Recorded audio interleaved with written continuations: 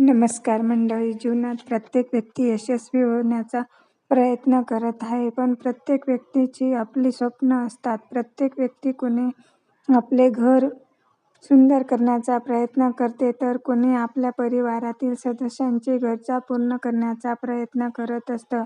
तर काही लोक कष्ट करून आपले नाव कमावण्याचा प्रयत्न करतात, परंतु प्रत्येक वेळी प्रयत्न करून सुद्धा अपयश आपल्या पदरी पडत असते. म्हणून आपले मन तुटू लागते. असे वाटायला लागते की आपल्याकडून काहीतरी चुकत आहे. असे वाटते की आपलेच नशीब आपली साथ देत नाही. अशा वेळेस माणूस स्वतःवर शंका घेऊ लागतो आणि स्वतःचाच आत्मविश्वास कमी करून घेतो आणि हळूहळू मनात निराशा होत जाते. पण खरं सांगू का, प्रत्येक वेळेस तसं होत नाही. प्रयत्नार्थी परमेश्वर काही वेळेस वेळेला दोष द्यावा. आपल्यासाठी वेळच चुकीची असते. काही वेळेस ब्रह्मांडच आपली परीक्षा घेत असते. युनिव्हर्स आपल्याला जाणीव करून देत असते की आपल्यामध्ये किती प्रमाणात स्थिरता आहे, धैर्य आहे, आपल्यावर आपला किती विश्वास आहे याची जाणीव करून देत असते. आता प्रश्न असा आहे की जीवनात प्रत्येक वेळी अपयशच येत असेल तर काय करावे? सर्वात आधी आपण आपल्याला वाईट म्हणून सोडून देऊ.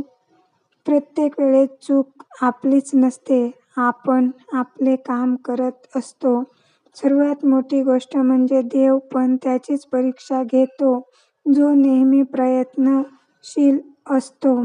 त्यामुळे प्रयत्न करताना कधी हार मानू नये.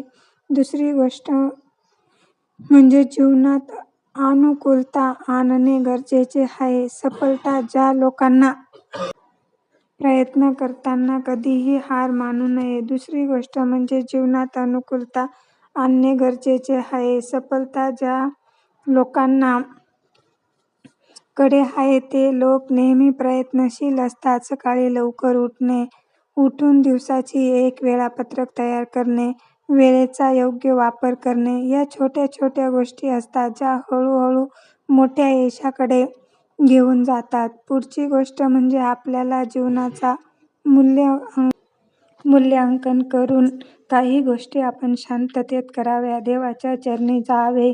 कधी अथर्वशीर्ष तर कधी हनुमान चालीसा तर कधी शिवबाबांचा 11वा अध्याय करावा किंवा शिवस्तुती वाचावी. या गोष्टींनीही मन एकाग्र होते. तर कधी जप, तप, व्रत, वैकल्य या गोष्टीही कराव्या. यासाठी वेळ द्यावा लागतो आणि वेळेचे हे महत्त्व ज्यांना समजते ते खूप काही पुढे जातात.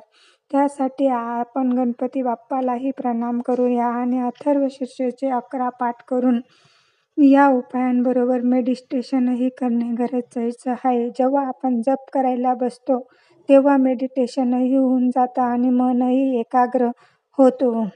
गणपती बाप्पाचे ओम गम गणपतये नमः हा मंत्र 101 वेळा किंवा 501 वेळा माळा जपून जर शांततेत राहिलं तर बरेचसं मनातील गोष्टी विसरून जातं आणि मन एकाग्र होत जातं. व्हिडिओ आवडला असेल तर सबस्क्राईब करा. धन्यवाद.